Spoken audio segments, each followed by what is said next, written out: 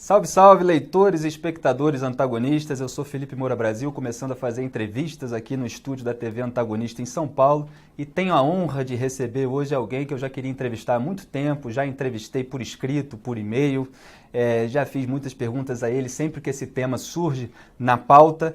É o professor da USP, climatologista Ricardo Augusto Felício, que tem doutorado em Antártida e se tornou aí um símbolo dessa luta contra o falso consenso, contra o aquecimento global, as mudanças climáticas, efeito estufa. Ele desmente todas essas histórias, refuta teses, hipóteses e se tornou famoso por causa disso. Ricardo, uma honra receber você aqui. Eu que agradeço a oportunidade, Felipe, de estar aqui com vocês. E eu queria começar por um ponto bastante elementar, que muita gente recebe por e-mail essas imagens muito características. Na imprensa, sempre que esse assunto vem à tona sobre o aquecimento global, sempre vem com aquelas imagens das calotas polares derretendo. Parece que são as mesmas imagens usadas. São sempre as mesmas imagens, né? Deve ter uns 20 anos aquela imagem, né? E o curioso é que eles sempre filmam a frente de uma geleira, que é justamente o lugar da geleira onde realmente o ciclo hidrológico da parte da geleira está muito acelerado. É quando ele está devolvendo água para o ciclo hidrológico, né? Então aquele fenômeno de rompimento da geleira é uma coisa extremamente natural, não tem nenhum problema quanto aquilo lá, não tem nada a ver com aquecimento e tudo mais. E as pessoas ficam desesperadas, achando que o planeta vai acabar, porque as calotas polares vão derreter, o nível do mar vai aumentar, e aí vai haver maremoto, vai haver tsunami. Os jovens, principalmente, são muito sujeitos a isso. E nessa propaganda do derretimento da calota polar, do aumento da temperatura, tem uma questão que é omitida, que calotas polares também se formam. Não é isso, Ricardo? Você que estudou bastante esse assunto. O gelo também se forma. Tudo que acontece no gelo atualmente é uma resposta de coisas que aconteceram há pelo menos 100 ou 200 anos atrás, quando não mais, né? As grandes geleiras estão dando respostas hoje de coisas que aconteceram há 1000 anos atrás. Então, não tem como você fazer uma relação de causa e efeito diretamente quando se trata de geleiras. O mais engraçado é que nós temos mais de 160 mil geleiras cadastradas e o IPCC, que é o órgão da ONU que trabalha com o clima, ele monitora cerca de 40, 50 pequenas geleiras. Então, é totalmente fora da realidade do que é uma geleira, por exemplo, na Antártida. É uma coisa extremamente gigantesca que tem uma resposta climática muito longa, muito longa. E dá para dizer que o nível do mar aumenta em função do derretimento das calotas polares, que isso é um risco para a população? Não, de maneira alguma isso está acontecendo, né? O Macaulay, que é um oceanógrafo já falecido, ele fala: a última coisa que o mar tem é nível, né? De tanto que o mar varia em vários lugares do mundo. Só para você ter uma noção, o próprio fenômeno El Niño, que é um fenômeno natural, ele altera o nível do mar em meio metro. E a pior catástrofe que o IPCC gosta de colocar nos seus cenários, né, no relatório número 4, ele falava de 59 centímetros. Então por que eu tenho que temer uma coisa que já acontece naturalmente? Então não tem sentido isso. O Ricardo fala muito dessa diferença entre fenômenos locais e fenômenos globais. E as pessoas muitas vezes tomam por global certos fenômenos que são locais. Você fala também da temperatura, quer dizer, tem a temperatura em cada lugar, aí o pessoal pega e faz uma média geral. Isso. Até que ponto isso é verdadeiro, isso importa? Isso é bastante complicado, porque nós tivemos, primeiramente, a partir do final do século XX, com o desmonte da União Soviética, né, e a informação meteorológica era uma coisa muito importante para a guerra, nós tivemos o fechamento de estações meteorológicas no mundo inteiro. Mais ou menos umas 10 mil estações meteorológicas foram fechadas no mundo inteiro. Então a série de dados global ela sofreu um revés muito grande. E a partir do momento você também começa a utilizar bastante imagens, monitoramento via satélite de temperatura de meia troposfera, que é da parte da atmosfera, da parte baixa da atmosfera, mais uma altura mais ou menos de 2 a 6 quilômetros de altura, né? Em que quando você faz essas medições, você também não encontra nenhum tipo de variação significativa. Às vezes a temperatura sobe um pouquinho um ano, baixa um pouquinho no ano seguinte. Tanto é que a média, no final das contas, é não ter nada. Então, como é que está aquecendo alguma coisa se não temos nada na nossa série de satélites que mostra isso? E, Ricardo, você aparece nessas entrevistas, vai de vez em quando em programas de televisão, assim, e parece que é a única voz no debate público brasileiro a desmentir essas teses, essas hipóteses. Eu sei, já vi vídeos seus com outros colegas que também vão na mesma linha, mas, assim, para o grande público parece que é só você isolado, porque no Brasil parece que existe, assim, um controle do contraditório que fica difícil de aparecer. E, no entanto, há cientistas no resto do mundo, nos Estados Unidos, na Europa, que também são da sua linha, né? Sim, aqui no Brasil nós temos também alguns, eles não aparecem tanto, mas nós temos também alguns cientistas aqui no Brasil que discordam disso. Nos Estados Unidos isso é muito mais evidente, no resto do mundo também, tá? Inclusive dentro da própria NASA você tem departamentos que não concordam, porque quando fala NASA, pensa que a NASA toda... Não, é um departamentozinho pequeno, que é o GIS, que fala sobre aquecimento global. Outros departamentos da NASA não concordam com isso que é colocado aí. Para o Ricardo não parecer assim uma figura única, sozinho, eu separei alguns vídeos da Prager University. Aliás, agradecimento aqui ao grupo Tradutores da Direita, que legendou 7 vídeos sobre esse tema. Tem lá uma playlist só sobre esse assunto. Quando publicar isso no Antagonista, a gente vai colocar o link embaixo para esses vídeos. Eu separei 2 trechos de 2 vídeos. Vamos colocar um agora para ver um americano falar sobre esse assunto. For example, in just the past 2,000 years, we have seen the Roman warm period, when it was warmer than today. Then came the cooler Dark Ages, followed by the medieval warm period, when it was at least as warm as today. Then we had the Little Ice Age that drove the Vikings out of Greenland, and most recently, a gradual 300-year warming to the present day. That's a lot of changes, and of course, not one of them was caused by humans. So then what about carbon dioxide, the great villain of the global warming alarmists? Where does that fit into this picture? Not as neatly as you might think. Temperatures and carbon dioxide levels do not show a strong correlation. In fact, over very long time spans, periods of hundreds of millions of years, they are often completely out of sync with one another. Over and over again, within virtually any time frame, we find the climate changing, for reasons we do not fully understand. But we do know there are many more factors in play than simply the concentration of CO2 in the atmosphere. Aí há 2 trechos que a gente acabou juntando, né? Um conta um pouco da história das mudanças climáticas, que se fala muito nisso agora com alarmismo, mas o clima muda na Terra desde sempre, não é isso? O que o Patrick Moore está colocando é bem interessante. Patrick Moore, que é cofundador do Greenpeace. Exatamente, né? Ele coloca uma coisa interessante, que na verdade o aquecimento atual é ridiculamente pequeno, porque nós viemos de um óptimo climático egípcio há 3.100 anos mais ou menos atrás, muito mais quente, depois esfria, tem um óptimo climático romano, pequena idade do gelo, tem um óptimo climático medieval, depois esfria de novo, e aí nós temos agora a temperatura atual, que é muito abaixo do que nós tivemos atrás. Então é uma coisa extremamente, vou dizer ridícula mesmo, falar que o aquecimento é um problema, quando na verdade toda a história humana mostrou que quando teve aquecimento, você teve fartura. Né? Então o meio ambiente tira proveito de períodos quentes e não ao contrário. Então combater o aquecimento global, que é uma coisa infrutífera e impossível, ao mesmo tempo é coisa contraproducente, porque você está dando um tiro no pé. Né? A civilização ela é próspera quando você tem um planeta aquecido. O planeta bola de sorvete, esqueça a civilização como ela é hoje. Imagina, você não vai ter onde plantar, vai ter fome no mundo. Então é exatamente ao contrário. O planeta quente é melhor, o planeta frio é um horror. E no segundo trecho ali ele fala da relação com o gás carbônico. Nossa, perfeito. O gás carbônico que virou um grande vilão porque... e você é um defensor do gás carbônico, praticamente. Eu acho uma coisa antinatural combater o CO2, porque se você tira o CO2 da atmosfera, se fosse possível imaginar remover o CO2 da atmosfera, você acaba com a vida no planeta Terra. Então você tem que ter sim o CO2 na atmosfera, para os oceanos utilizarem o CO2, para as plantas utilizarem o CO2, para a gente ter comida. Né? O CO2 faz comida. E aí os caras acusam o CO2 como um gás poluente. É um absurdo. Eles fazem uma confusão do que é poluição, do que é um gás natural que serve para muita coisa da gente.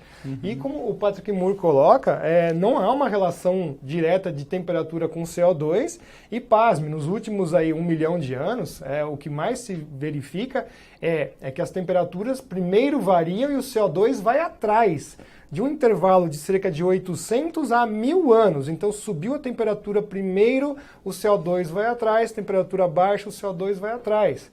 E isso principalmente porque os oceanos esfriam e esquentam conforme, né, as temperaturas mudam. E quando os oceanos mudam de temperatura, isso é muito importante falar. A água do mar esquenta, ela que libera CO2 para a atmosfera. E quando a água do mar esfria, ela captura esse CO2 e volta para dentro das águas. Você falou aí de uma coisa que vem primeiro e outra que vem depois. Isso me lembrou aquela inversão feita pelo Al Gore, que se tornou um grande propagandista da causa. Não sei se tem a ver com esse tema, porque ele pega um gráfico e, na verdade, ele inverte causa e efeito. Exatamente. Como é que é essa história? Isso é importantíssimo, que no filme ele mascara aquilo e coloca as informações muito próximas uma da outra, as pessoas não conseguem ver que, na verdade... Isso é aquele filme A Verdade Inconveniente, o primeiro? Exatamente. Que tá tendo a sequência agora. Vai ter a segunda sequência agora, que ele vai envolver Eu chamei o Ricardo aqui preventivamente para ele já desmentir o filme que está saindo. Ele vai envolver agora o Trump nessa questão, mostrando que os Estados Unidos abandonou lá o Acordo de Paris. Então vamos chegar lá, mas qual é a inversão que ele faz naquele gráfico? É de colocar o CO2 mudando primeiro e a temperatura vindo atrás, quando na verdade é exatamente o contrário. E recentemente alguns noruegueses fizeram um trabalho com temperatura dos oceanos, dos continentes e CO2 em várias escalas, semanais, mensais e anuais, e provaram de novo que as temperaturas dos oceanos dos continentes sobem primeiro e o CO2 vai atrás, temperaturas baixas, o CO2 vai atrás. Tem uma coisa muito interessante que você fala, que tem muito a ver com as coisas que eu escrevo, inclusive, com a nossa área política, cultural, e você faz isso muito bem na ciência, é que há sempre uma discrepância entre os dados coletados em experimentos, em estudos, e naquilo que você chama muito bem, e eu até passei a adotar essa expressão, que é o resumo político do estudo. Isso. Então, você tem lá aquela experiência feita, coleta tais dados e tal, aí vem aquela síntese, aquele sumário, aquela introdução ao estudo. E isso que é disparado pela imprensa, e com a velocidade hoje de reprodução, pela internet, todos os órgãos de imprensa reproduzem, na verdade, o resumo político. Aí, para você provar que o dado daquele estudo não condiz com aquela conclusão, com aquela inferência sobre ele, você começa a ser demonizado como uma figura maluca, porque está em todos os lugares. É isso que acontece? Você tem exemplos para contar? Tem exemplos para contar e tem uma coisa muito pior. Esses sumários executivos saem, às vezes, de 9 a 12 meses antes do relatório grande. Então, como é que sai um resumo sem a publicação dos relatórios? Isso está virando um escândalo nos Estados Unidos tão grande, que é chamado os Climate Gates da vida, né? Tem vários deles mostrando isso. São os estudos que são feitos para chegar à conclusão pré-estabelecida. Exato. Então, o sumário executivo, que você vai ler aquele sumário executivo e depois você vai para o relatório grandão e vê, mas espera aí. Por exemplo, o relatório número 4, na página 444 do relatório, ele fala isso, que, olha, não dá para provar que o CO2 controla a temperatura, porque nós estamos vendo que está o contrário. Então, está no relatório grandão. E no sumário executivo isso não está. E recentemente isso aconteceu no terceiro ano polar, que foi de 2007 a 2009, sai um sumário executivo do relatório 9 meses antes do relatório grandão. E aí você vê os caras que estão lá como autores desse sumário executivo não são os caras do relatório grandão sobre a Antártida. Então, a conclusão que está no sumário não tem absolutamente nada a ver com as cerca de 900 páginas do relatório do terceiro ano polar.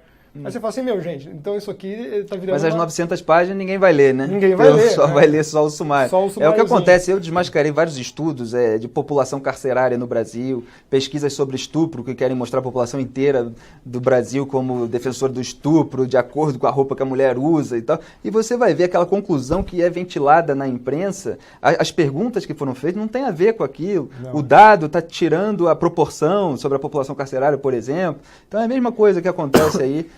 Com a climatologia. Agora, no caso também que você citou sobre o sumário para executivos, né, esse relatóriozinho pequenininho, né, no caso do IPCC, no quarto relatório, foi o grande escândalo do IPCC.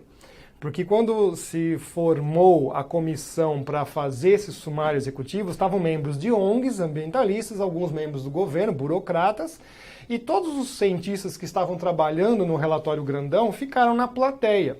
E, de repente, eles começaram a votar, note, a ciência votando as coisas, votando que partes que eles iam colocar nesse sumário executivo. Como a grande maioria do relatório, dos cenários que eles estavam colocando, mostrava que o nível do mar praticamente não subia e as temperaturas mal variavam, que era isso que mostrava de fato, eles falaram, isso aqui não é uma emergência global. nós precisamos fabricar essa emergência global. E fabricaram. Eles pegaram o pior cenário possível, que era a elevação do nível do mar em cerca de 59 centímetros, né? E uma elevação de temperatura de menos de 1 grau, 0,79, aliás, a precisão, né, do 7,9, e colocaram isso no relatório. Nessa hora, o pessoal começou a questionar e o pessoal falou, cala a boca, vocês não podem falar nada disso daí. Foi aí que gerou a grande debandada do IPCC em 2007 e 2008. Saíram 800 cientistas em 2008 e até 2010 eram 1.000.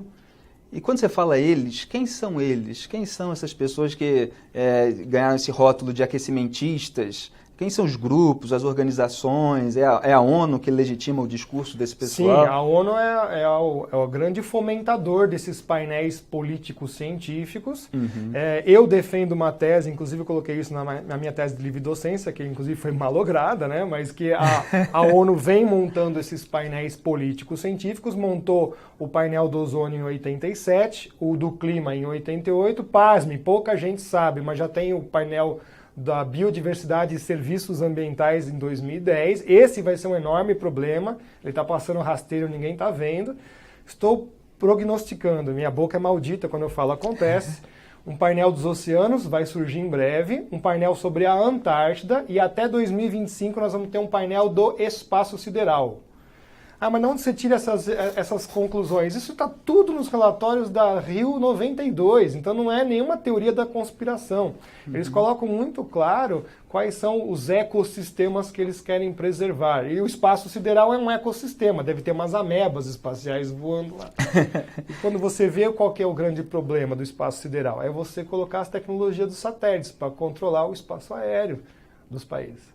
Então, do mesmo jeito que o discurso hoje é, olha, países em desenvolvimento, não tem espaço na atmosfera para você lançar CO2, olha, países em desenvolvimento, não tem mais órbita no espaço, porque o espaço está cheio de lixo espacial. É o discurso que você já ouve hoje.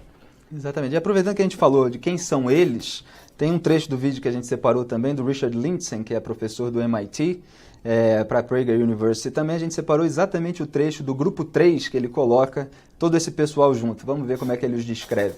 That's where group 3 comes in. The politicians, environmentalists and media. Global warming alarmism provides them, more than any other issue, with the things they most want. For politicians, it's money and power. For environmentalists, it's money for their organizations and confirmation of their near religious devotion to the idea that man is a destructive force acting upon nature. And for the media, it's ideology, money, and headlines. Doomsday scenarios sell. Meanwhile, over the last decade, scientists outside of climate physics have jumped on the bandwagon, publishing papers blaming global warming for everything from acne to the Syrian civil war. And crony capitalists have eagerly grabbed for the subsidies that governments have so lavishly provided. Unfortunately, Group 3 is winning the argument because they have drowned out the serious debate that should be going on. But while politicians, environmentalists, and media types can waste a lot of money and scare a lot of people, they won't be able to bury the truth. The climate will have the final word on that. I'm Richard Lindzen, Emeritus Professor of Atmospheric Sciences at MIT for Prager University. Aqui nós estamos abrindo o espaço para o contraditório. Como é que é lidar com toda essa turma descrita aí pelo professor do MIT? É muito difícil, é muito complicado, você não tem chance de fazer absolutamente nada, você não tem verba para trabalhar, você usa o seu próprio dinheiro para fazer suas pesquisas, né? Uhum. E você é a todo momento acusado de receber dinheiro de indústria de petróleo, do agronegócio, essas coisas tudo que eu adoraria receber esse dinheiro para fazer. E tem muitas dessas organizações que recebem dinheiro de entidades internacionais para propagar essa... Tudo declarado, né? Porque nos Estados Unidos eles não podem omitir isso, então essas fundações dizem para onde vão esses fundos, né? E você chegou a mencionar já numa das suas respostas o Acordo de Paris sobre o clima. Isso virou até trend topic no Twitter no dia que o Donald Trump anunciou a saída dos Estados Unidos do Acordo de Paris sobre o clima. E, em geral, nessas discussões públicas, as pessoas levam em consideração o nome que o acordo tem, que o movimento tem, que o partido tem, a bandeira, a causa que está ali identificando aquilo. Quer dizer, o clima, as pessoas simpatizam com essa pauta, falam, eu amo a natureza, se o Trump saiu, se os Estados Unidos saíram do acordo sobre o clima é porque o Trump não gosta da natureza, fora Trump. E elas não avaliam, mesmo que para argumentar contra a saída, em que consiste o Acordo de Paris sobre o clima. Quer dizer, isso é para trazer soluções para problemas que realmente existem ou é só para financiar esses grupos envolvidos e havendo outros interesses por trás disso? Você me disse que já fala há 9 anos das questões geopolíticas que o Trump acabou apontando nesse discurso dele sobre a saída. Eu queria que você falasse um pouquinho sobre esse assunto. Perfeito. Há 9 anos mesmo nós estamos falando sobre isso, que é uma grande armadilha global, mundial, que quer tornar isso uma lei global, né? Então hoje você tem uma lei soft, que a gente fala, que na verdade é a coisa de intenções, mas não tem a retaliação caso você não cumpra. Com o Acordo de Paris, estava se preparando o cenário para montar a Polícia Climática, o ICCC, que é o seguinte, amigão, você não conseguiu fazer aí cumprir as suas metas, então você vai ter sanções políticas. Depois, continua não cumprindo, sanções econômicas, ao ponto de chegar nas sanções militares. Isso é teoria da conspiração? Não, de novo está já registrado nos documentos da Rio 92, de aplicação de uma lei global para tomar ações políticas, econômicas e sanções militares. Então, o Trump, obviamente, viu isso. Como a Índia não assinou, a China só inventou que assinou, a Rússia não assinou. Mas o Brasil, o que me espanta é o rabo abanando o cachorro. A gente segue tudo à risca e nos comprometemos com esse tipo de acordo. Quer dizer, o Brasil, que é um país... Segue à risca a agenda da ONU. A agenda da ONU, né? A agenda globalista e tudo mais, né? E aí você vê o que acontece. Nós nos comprometemos, nós somos um país pobre, ordinário, com quase 40 milhões de pessoas na pobreza, e vamos pagar a conta do aquecimento global. E eu estou falando isso há mais de 9 anos. E vai cair em cima das cadeias produtivas brasileiras. Nós não vamos conseguir competir lá fora. E aí você vai quebrar. Você quebrando o PIB do Brasil, você quebra o país. Então é uma agenda muito bem engendrada para atacar os meios de produção brasileiro e os meios de fornecer energia boa e barata. Que um país que não tiver siderurgia, não tiver energia e não tiver produção, simplesmente quebra. Então é muito claro esse tipo de estrutura montada para cima do Brasil e ninguém está se dando conta disso. Mas o que o Acordo de Paris sobre o clima tem a ver com o clima, então? Ele não tem absolutamente nada. Ele quer levantar um fundo de 13 trilhões de dólares, que já estão levando isso para 16,5 trilhões de dólares em mais ou menos 10, 15 anos. Que aí os países vão ter que juntar esse dinheirão, pondo num fundo que sabe-se Deus lá quem é que vai administrar, né? Então um sanguessuga de recursos mundiais para um problema inexistente. De recursos dos Estados Unidos, é uma das coisas que o Trump reclama, que os Estados Unidos está pagando muito e para receber pouco em troca. E é uma enorme negociata, vão ser acordos fiduciários de troca de tecnologia, mas com dívida em cima, como já aconteceu no passado. Te vendo esse produto, mas você fica devendo 20 anos. Então é um acordão gigantesco em que você vai colocar uma quantidade colossal de recursos mundiais num problema que não existe. E você citou aí a entrada do Brasil em todo esse movimento. Eu estou aqui com a notícia. O presidente Michel Temer promulgou no dia 5 o compromisso do Brasil com o Acordo de Paris sobre mudanças climáticas. E aí tem a declaração oficial do presidente. Queria que você analisasse.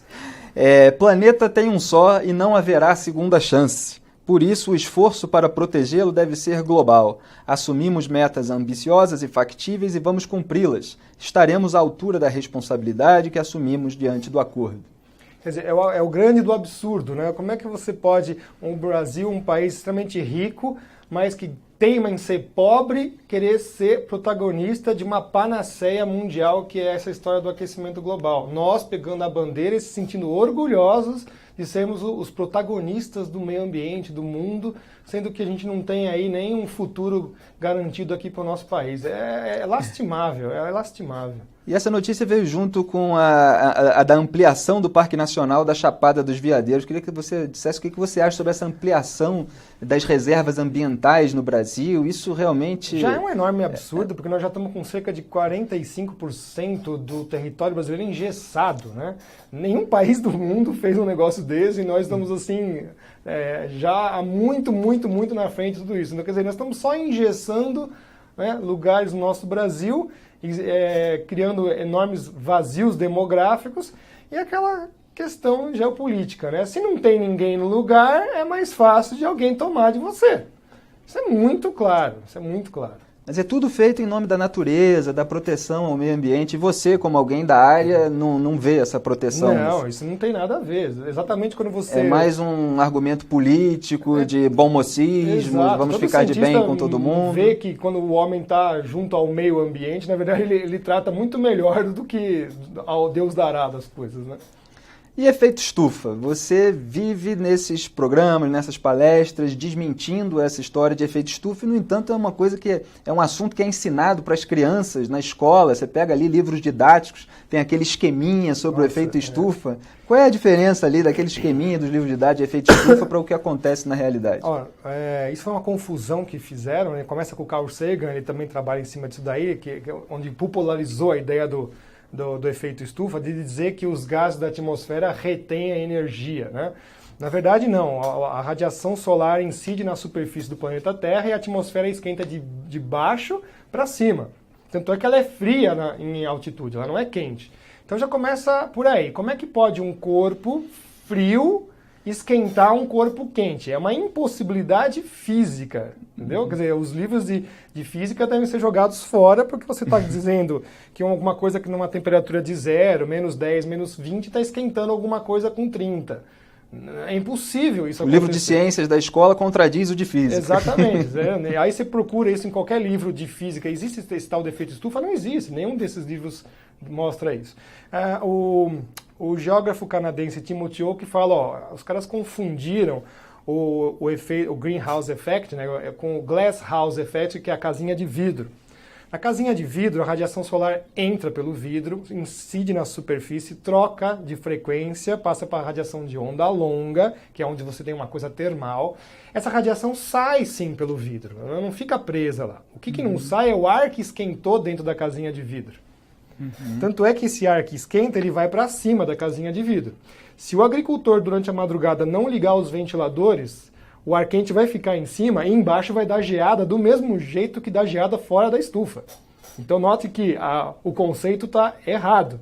Tá? A atmosfera não tem uma cobertura de vidro, portanto a atmosfera ela converte uma boa quantidade de energia solar em aquecer o ar. Então é o ar que demora para perder calor, energia. Enquanto que eles falam sobre a radiação é a velocidade da luz. Bateu na superfície, trocou de frequência, vai embora para o espaço. Você não vê isso. E aí eles veem, não, mas espera aí, a molécula de CO2 ela vai interceptar essa radiação. Sinto muito. Por quê? Porque a radiação a molécula de CO2 ela intercepta radiação na temperatura de menos 80 graus Celsius. Ou seja, o planeta precisaria estar emitindo numa frequência de menos 80, ou seja, uma bola de sorvete, para o CO2 enxergar essa radiação. E mesmo assim, ele não ia fazer absolutamente nada, porque durante 2 eras glaciais nós tínhamos 10 vezes a concentração de CO2 atual e o CO2 não conseguiu esquentar o planeta.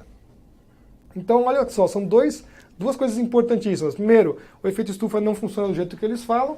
E segundo, o CO2 não intercepta a radiação térmica quente, ela pega a radiação fria. Então é impossível dele fazer isso. E esse conceito errado de efeito estufa é usado para embasar qual o argumento desse pessoal? Né? É todo ele. Todos. É simplesmente mudança climática, aquecimento global, serve para tudo. Não só isso, os modelos de computador que o IPCC usa para fazer as simulações de aquecimento global, que são a prova de que o homem muda o clima, só usam esse tipo de artifício. Então está errado. É um erro crasso científico. Maravilha. Vamos analisar algumas imagens aqui dos PowerPoints do Ricardo Felice, de palestras que ele dá. A gente separou algumas imagens, queria que ele comentasse. Pontos nevrálgicos. Isso aqui é muito bacana, né? É dizer como temperatura para climatologia não tem o menor sentido. É o pior parâmetro para a gente trabalhar, porque ele, na verdade, é a resposta de vários processos. Então, quando você fala de aquecimento global, então temperatura global, mas está falando de uma coisa que varia 78 negativo a 70 positivo, tirar a média do seu umbigo. Não tem o menor sentido isso para climatologia. Eu coloquei aqui, temperatura para um motor que é um sistema um pouco complexo tem sentido. Se ele esquentar muito, funde, se ficar frio, ele não funciona. Mas climatologia, você tem lá centenas de entes trabalhando dentro da parte da climatologia, terrestres e extraterrestres, e você quer tirar uma temperatura para saber o que está acontecendo com todos eles. Então isso aí é um absurdo, não tem o menor sentido a temperatura global. Próxima imagem, o que nós temos? Por que não foi acreditar? Bacana, essa é do furacão? Dos furacões, né? Os furacões separados por governos dos presidentes americanos. Quer dizer, quantos furacões aconteceram em cada governo de presidente americano? Exato. Os Major Hurricanes nos Estados Unidos são chamados furacões categoria 3, 4 e 5. Então aqui quando você vê os Major Hurricanes que conseguiram chegar no continente, né, segundo lá o Al Gore, teria que subir isso exponencialmente e os Estados Unidos iam ser devastados nos próximos 20 anos. E o que você vê é que depois do George Bush, que chegou 7 Major Hurricanes no continente, o Obama não pegou nenhum. Né? E ele tentou forçar a barra de pegar um no final do governo, mas olha, é bastante questionável. Né? Fez um toque de recolher, armou toda aquela situação. Olha o Roosevelt, gente, olha só, o cara teve 11 Major Hurricanes no governo dele. Né? Então, quer dizer, essa imagem aí, esse estudo, contraria a tese desse pessoal você vê também. Que isso é extremamente variável, tem anos que não teve nada, o presidente Harrison não teve nenhum, Lincoln, Johnson não teve, tá? Outros tiveram mais. Qual é exatamente a relação que eles estabelecem da ocorrência de furacões com esses fenômenos que eles com o aquecimento ventilam? global? É muito bacana que o professor Lancia nos Estados Unidos, que é um exímio climatologista na área de furacões, assim como o professor William Gray, fala assim, olha, com todo esse alarde que o IPCC está fazendo, os furacões iam subir de velocidade 1,5 milha. Bom, um fenômeno que já tem 150 milhas de velocidade, subir 1,5 milha não tem o menor sentido. Tanto faz, não vai acrescentar absolutamente nada. Então eles mesmo falam, olha, não tem nada para se concluir com esse assunto. Vamos passar para a próxima imagem. Inverno de 2013. Esse foi bem bacana. Desde 2007, o gelo na Antártida tem crescido bastante, quebrou o recorde dos anos 70 para os anos 80. Isso é o que a gente falou lá no começo, né? Da formação e do crescimento do gelo nos polos. Nós tivemos 5 dias consecutivos de recordes quebrados, iniciando o verão na Antártida. Né? Então, iniciando o verão está batendo recorde de frio. Dias, exatamente. E esse pessoal aí falando em aquecimento global. Pois Por isso que eles mudam para mudança climática, que é um termo mais melhor, genérico, exato. E fica mais difícil de ser melhor. desmascarado. Aí esse ano o pessoal falou assim, mas esse ano já ficou um pouquinho mais baixo. Eu falei, escuta amigo, peraí, mas toda essa série que você está vendo aqui que está em cinza, que é a média com todos os anos que tem, subiu muito por causa dos últimos 7, 8 anos.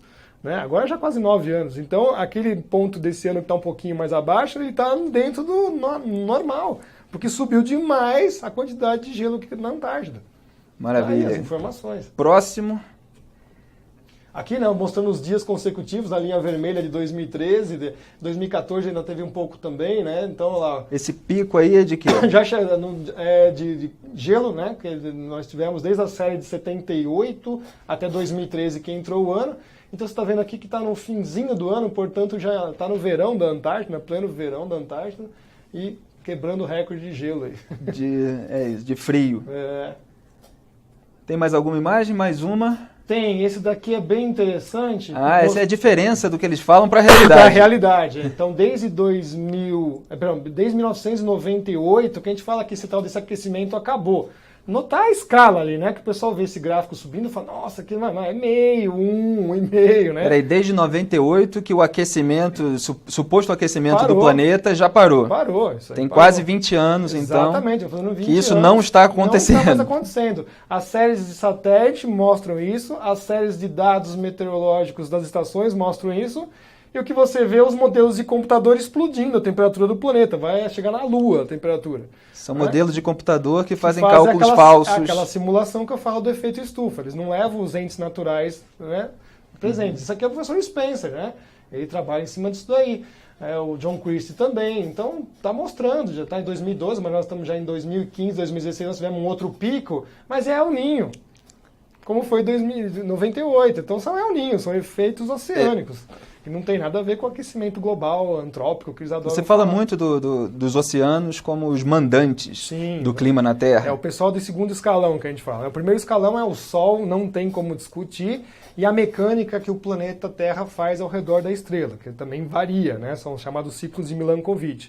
E aí dentro do sistema intra-Terra mesmo, você tem os oceanos, você tem os vulcões, que são a grande incógnita, você nunca sabe quando eles vão entrar em erupção e fazer um alarde total no clima. Eles abaixam a temperatura do planeta 1 grau fácil.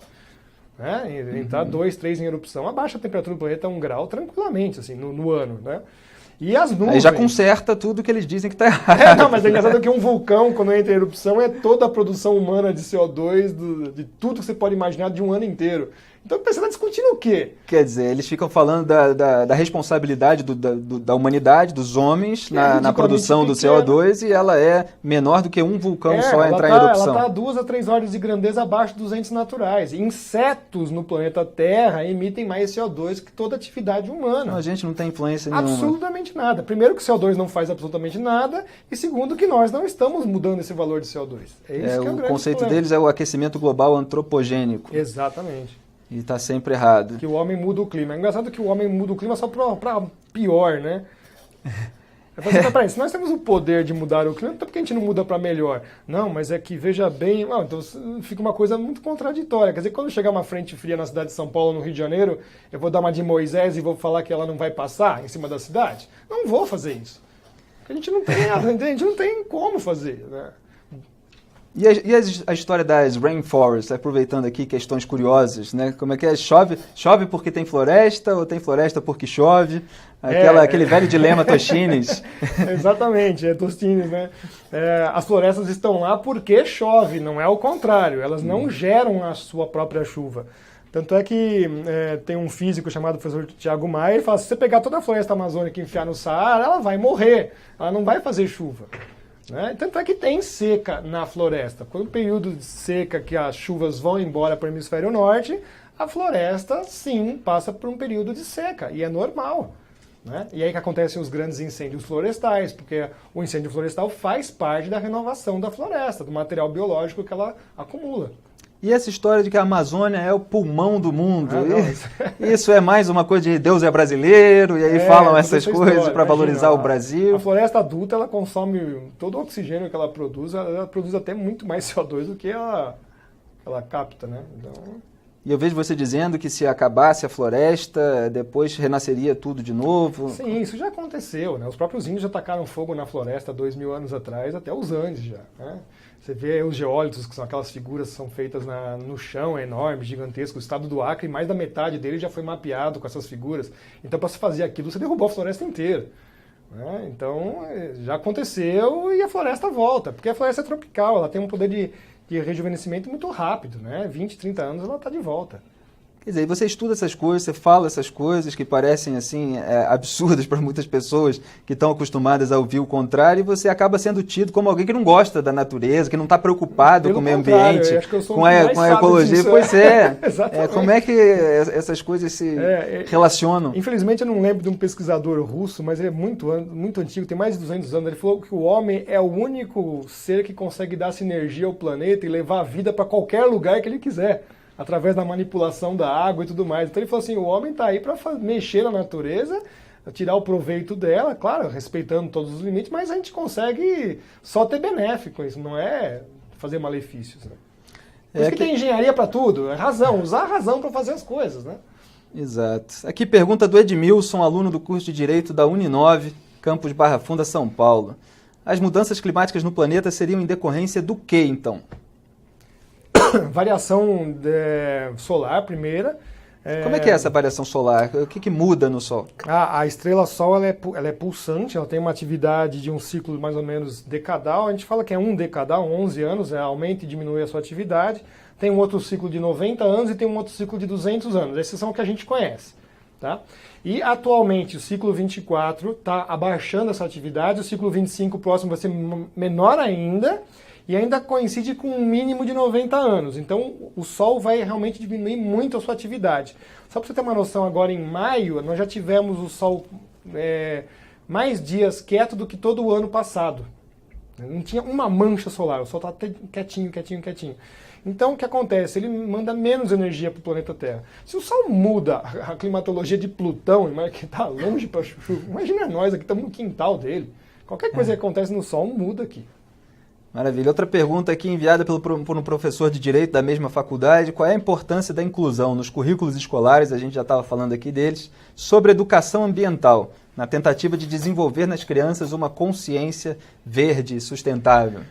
Eu sou contra isso, sabe? Eu acho que a educação clássica já vai levar você a isso. Então eu acho que educação ambiental, para mim, abre aí um precedente para entrar coisas aí bastante que já estão entrando, né? Principalmente no Brasil, onde essa corrente ideológica acho que já controla as universidades, as escolas. Cabe mais doutrinação do que de fato uma educação. O melhor é que a escola dê as ferramentas para que as pessoas busquem as verdades, a descoberta do fato em si. Exato. Essas discussões, por exemplo, na Inglaterra, desde 2012, caíram fora do currículo escolar, porque eles acham que isso é muito político, não tem muita ciência em cima disso daí consolidado. Olha aí que exemplo da Inglaterra para o Brasil. Então, aboliu esse assunto, que aboliu esse assunto. O muito filme politizado. Do Al Gore, ele não pode ser passado, isso é uma decisão da alta corte britânica. Eles vão dizer que é censura e tal. Não, eles falam assim, você quer passar isso, você tem que dizer todas as mentiras que tem no filme. Né? Mostrar que o urso polar está se afogando. Pô, o nome do urso polar é urso marítimos, o bicho nada a 200 km se for preciso. Né? E o cara está se afogando? Não está. Tem mais pergunta aqui sobre... José Domingo de Americana manda pergunta sobre as energias renováveis. A indústria das energias renováveis estão hoje dominando a mídia sobre esse assunto? Estão dominando. A pergunta é muito pertinente porque a Alemanha é bastante hipócrita nesse ponto. Né? Ela é a defensora da bandeira das usinas eólicas e tudo mais, mas ela tem lá suas 30 termoelétricas gigantes e está praticamente terminando mais umas 26 termoelétricas. Então... vai queimar lignito, que é o pior carvão que tem, que é extremamente poluente, lança enxofre na atmosfera e vem pagando de bom moço, né? Então isso é engraçado. O pessoal que defende exatamente a agenda do aquecimento global, o seu país não está fazendo isso. Né? E olha que a conta de energia elétrica na Alemanha é extremamente alta. Né? Você já criou lá os pobres de energia. Né? Os velhinhos morrem de frio, porque não tem como pagar a energia elétrica para aquecer suas casas.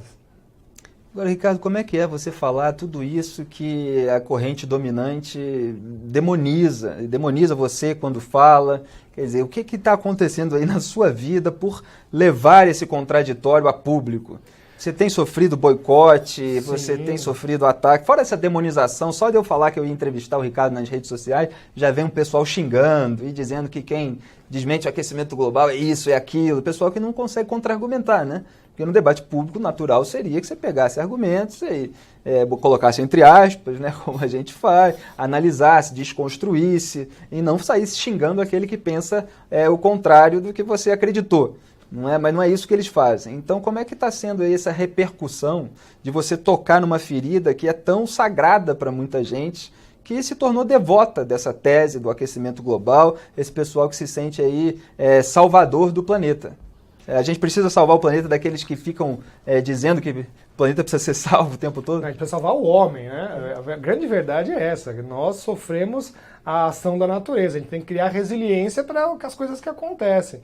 E, de fato, você tem uma perseguição ideológica, política, dentro de todos os meios acadêmicos e tudo mais, para calar a sua boca, cercear completamente aquilo que você fala.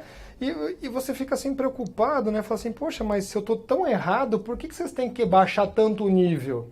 É só mostrar que eu estou errado, mas vocês não conseguem mostrar que eu estou errado. Vocês precisam baixar o nível, vocês precisam fazer esses tipos de ataque. A gente na área política cultural está muito acostumado a lidar com isso. Pois é, mas então quer dizer que a ciência não é mais ciência. Então ela também está fazendo parte desse pacote, né? É isso que ficou assim meio constrangedor, né? Poxa, o pessoal quer bater. Você acabou de mostrar que CO2 não controla o clima. Não, mas não é bem assim mesmo. Mas está aqui a informação. O que você não quer?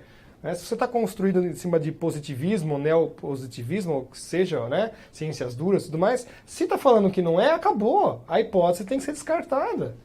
E, Ricardo, você é professor da USP, que é tida, assim, pra gente, que estuda política, cultura, como um reduto esquerdista aí de décadas, muito influente no cenário político brasileiro hoje, principalmente ali nas áreas humanas, e isso na área científica também acontece muito? Você está sofrendo ali restrições lá dentro da USP? Sim, infelizmente sim, bastante.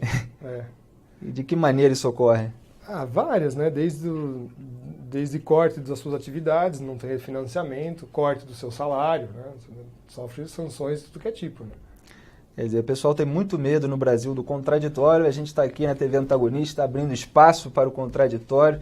Conversei aqui com o Ricardo Felício, professor da USP, climatologista, doutorado em Antártida. Ele entende do que fala, você pode encontrar também no YouTube várias palestras dele, várias participações em programas. E foi um prazer, uma honra. Muito obrigado, Ricardo, seja sempre muito bem-vindo. E eu aguardo vocês para as próximas entrevistas minhas aqui. Eu sou Felipe Moura Brasil, na TV Antagonista. Um abraço.